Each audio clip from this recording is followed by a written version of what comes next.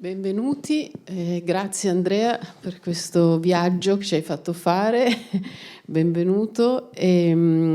Appunto, io ho preso diversi appunti al buio e ci sarà spazio anche per commenti, domande da parte del pubblico, però appunto è un film molto complesso narrativamente, molto affascinante protagonista che tu ci fai conoscere, insomma, ci accompagni in questo viaggio attraverso diverse dimensioni, diverse estetiche e diversi piani temporali. Quindi, vabbè, domande e curiosità sono tante. Naturalmente il film è incentrato su questo personaggio, David Ramsey, e su le sue ossessioni, che però insomma sono ossessioni le magnifiche ossessioni dell'uomo. In particolare mi sembra che sia un film appunto sull'ossessione per l'immortalità, su appunto l'ossessione che riguarda il senso del tempo, un po' quello che vorremmo che rimanesse di noi come traccia del nostro passaggio in questa terra. E quindi vabbè, la prima domanda è tu hai conosciuto David e poi hai avuto voglia di incontrarlo, appunto fare un pezzo di viaggio con lui, oppure sei partito da un tema? Dove hai conosciuto David? L'hai conosciuto su Second Life? Dove vi siete incontrati? Quasi. Ecco. No, in realtà, come dicevo anche un po' in apertura, stavo facendo ricerca per un film sulle mappe, e in particolare su cosa resta di quel sentimento che l'essere umano ha sempre avuto, perlomeno fino ad Amundsen, di cercare l'ignoto e quindi di immaginare delle terre incognite, sconosciute oltre i confini del proprio mondo, dove ci potesse essere in qualche modo una fuga dalle logiche, dalle forme della società in cui si trova l'uomo nel momento in cui partorisce certi desideri. Avevo ritrovato una traccia di questo sentimento, no? Delle colonne d'Ercole nei videogiochi, dove ci sono i giocatori che cercano di uscire dalla mappa in tutti i modi, trovare easter egg e posti un po' fuori dal codice. E avevo iniziato, diciamo, un progetto in quella direzione. David ha scannerizzato più di 170.000 mappe ad altissima risoluzione e sono gratuitamente online, quindi poi a un certo punto, cercando mappe da scaricare, sono arrivato sul suo sito e ho visto che era un sito che aveva una curatela molto particolare, cioè non sembrava soltanto qualcosa di accademico, ci vedevo dietro una grande artisticità nel criterio con cui aveva messo insieme queste mappe che ho acquistato nel corso di 30 anni. Quindi poi, andando a esplorare, ho visto che aveva costruito una sua mappa dentro Second Life, non lo so, mi sono sentito di assomigliargli molto in questo essere un po' nerd, un po' la ricerca di un'esistenza che vada anche, che sconfini anche nel virtuale. Quindi gli ho scritto una mail, gli ho detto: senti, io credo di voler fare un film su di te, ci vogliamo incontrare? Lui mi ha detto: oddio, sì, va bene, certo. E poi ci siamo incontrati ed è nata un'amicizia molto particolare che continua tuttora. Lui poi adesso è anche un po' diventato il finanziatore di alcuni miei progetti, quindi mi ha un po' preso un po' anche sotto la sua ala, tra virgolette, però questo progetto è nato così, cioè, e il bello è che poi in realtà io quando ho detto ok, facciamo questo film, ho detto David, io ho bisogno di un paio d'anni per tornare da te col budget perché va finanziato. Lui mi fa: guarda, non ti preoccupare, il film lo finanzio io. E quindi io in realtà poi, cioè nel momento in cui ho pensato facciamo il film, nel momento in cui l'ho fatto sono passati 4-5 mesi e quindi è stato molto veloce il processo. È un sogno Anche praticamente questo perché film, comunque è il sogno di qualsiasi autore. sì, ma anche perché comunque quando lavori con una persona di una certa età c'è anche la paura, sì, adesso ci metto 3 anni a fare il ministero e magari muore, banalmente.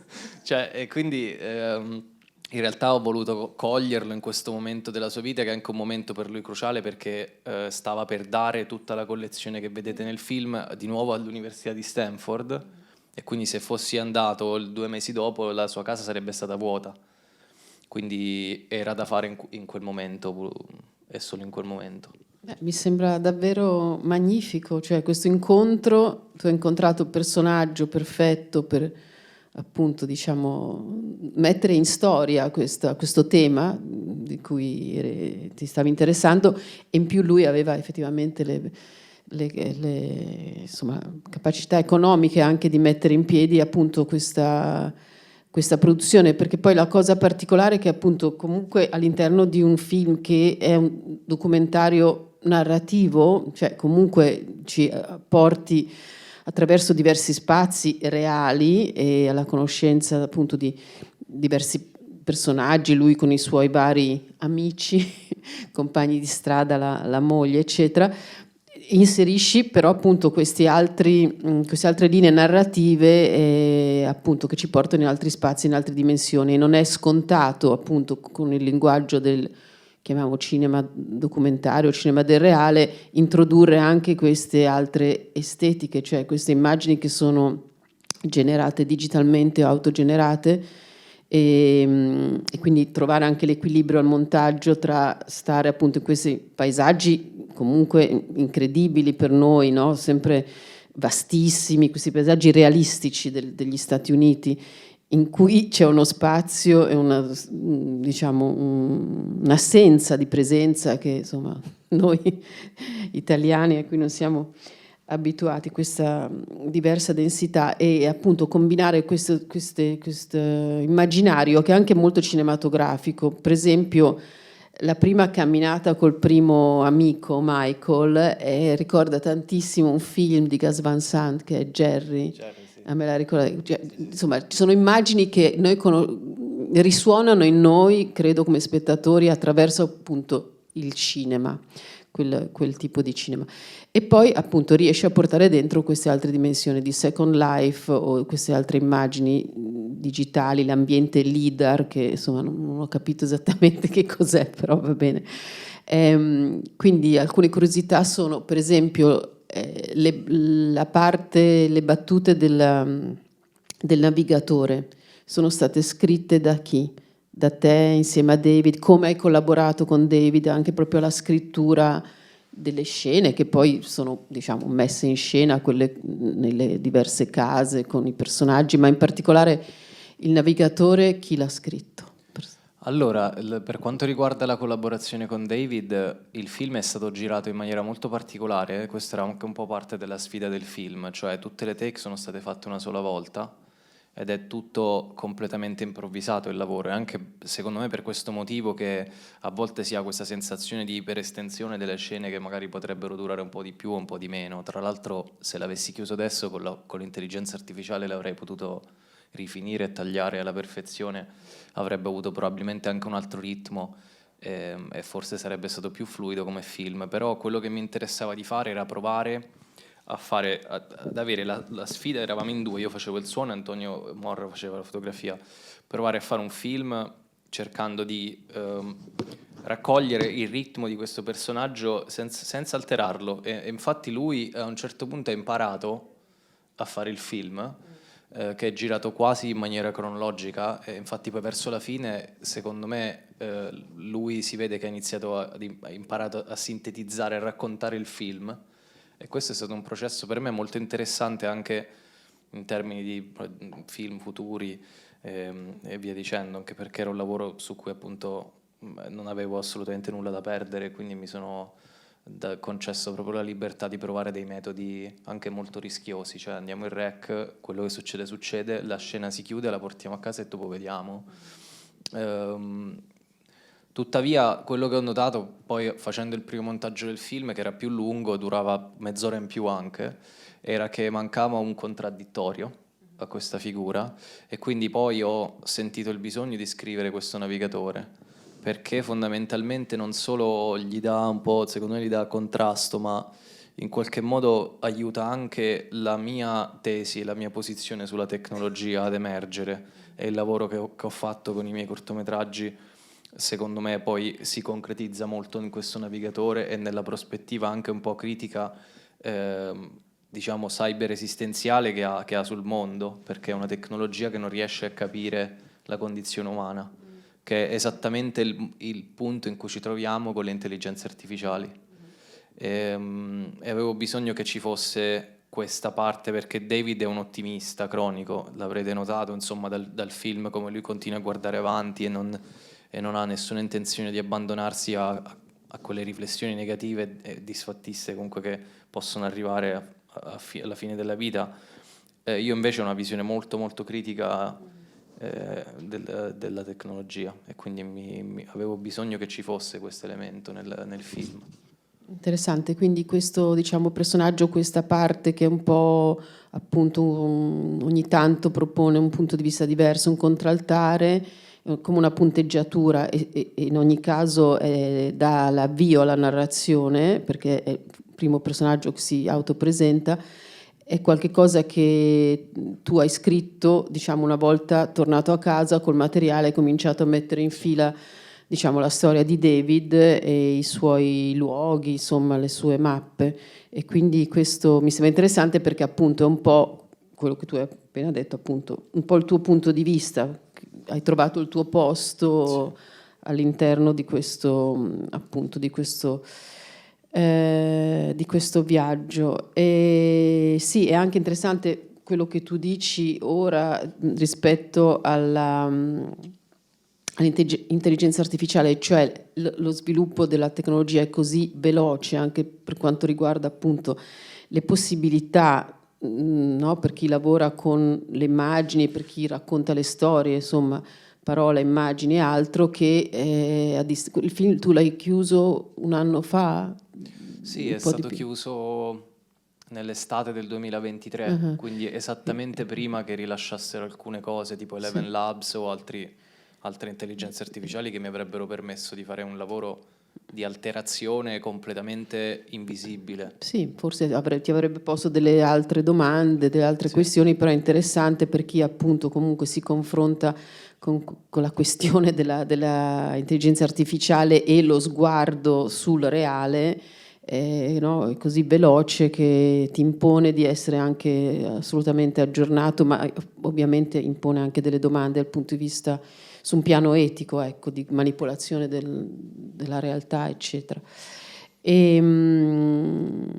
ovviamente se ci sono domande dal pubblico, sin da ora, commenti, curiosità. Avrei una curiosità.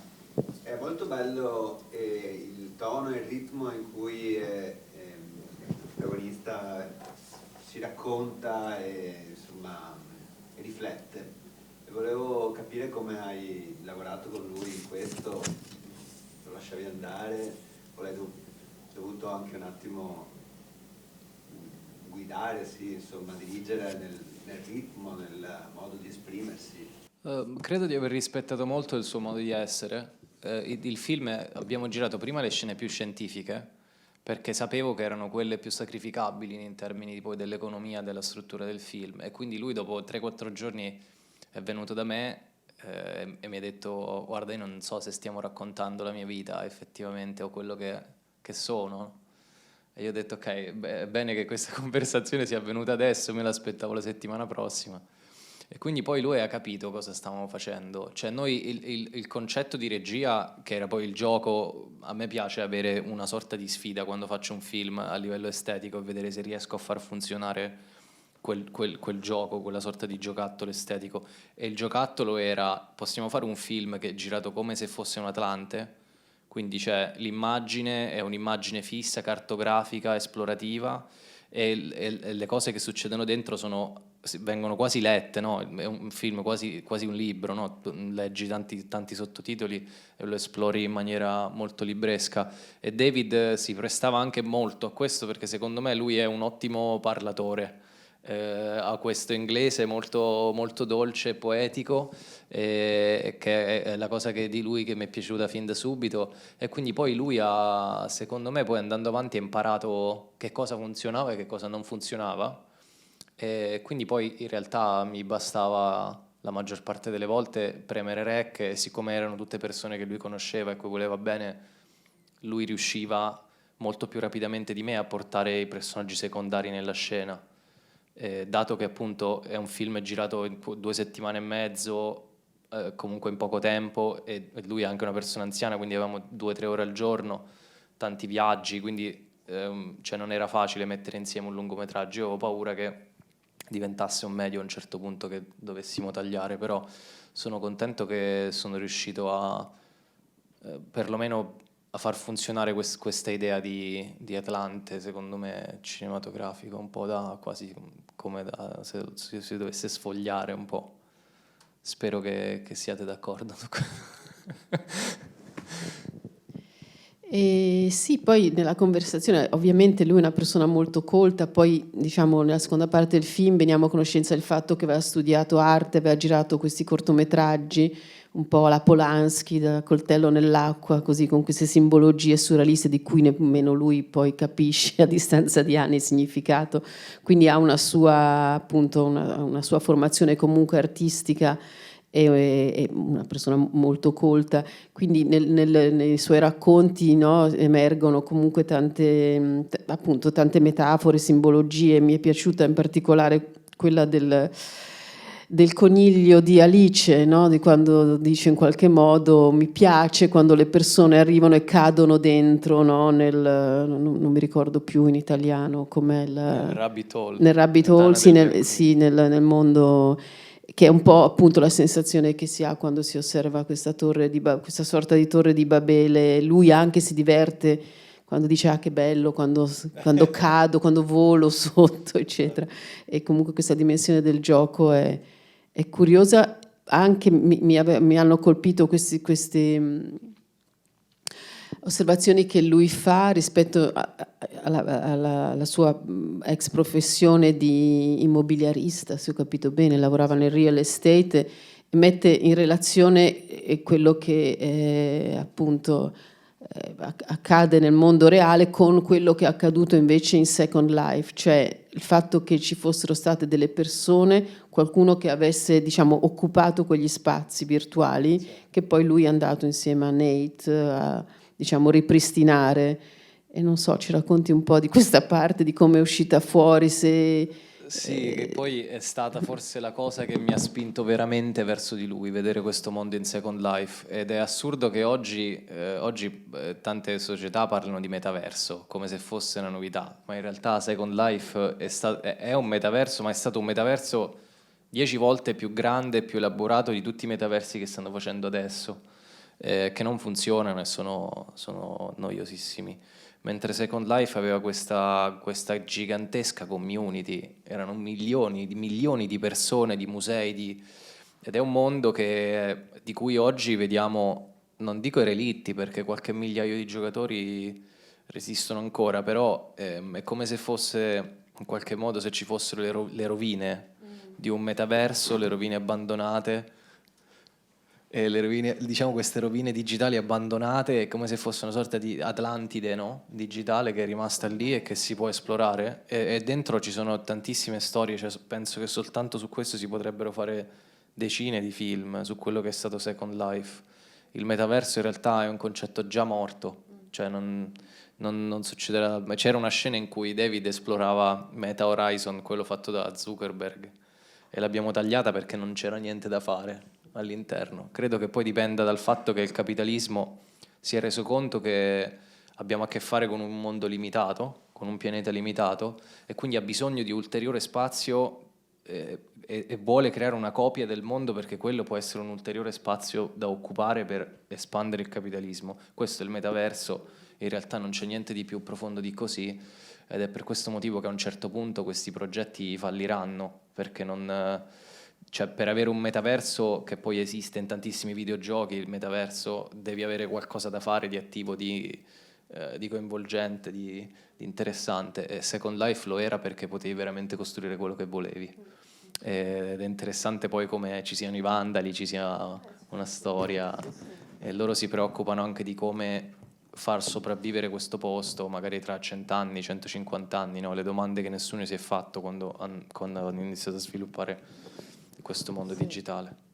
Sì, sicuramente c'è questa idea che lui più volte, no, commenta sul fatto di, appunto, un nuovo progetto, chissà se tra i prossimi 20-30 anni, Nathan, saremo ancora qui o no, eccetera, però mi sembra che guardi comunque sempre in avanti in qualche modo anche una delle ultime immagini, non so se proprio l'ultima, di lui che vola sul mare, appunto nel metaverso o in Second Life, è comunque una proiezione di sé nel futuro, quindi mi sembra che appunto da quello anche racconti del vostro rapporto, che forse ha trovato in te una sorta di erede adesso che può raccogliere una parte dell'eredità. Credo che forse ci sia stato questo, mi sembra di capire che non abbia figli. No, ha dei Ha dei figli. Ho figli, lasciato ok. fuori questa parte. Ok. Tra l'altro la figlia è una poetessa, Tessa Ramsey, veramente molto molto brava.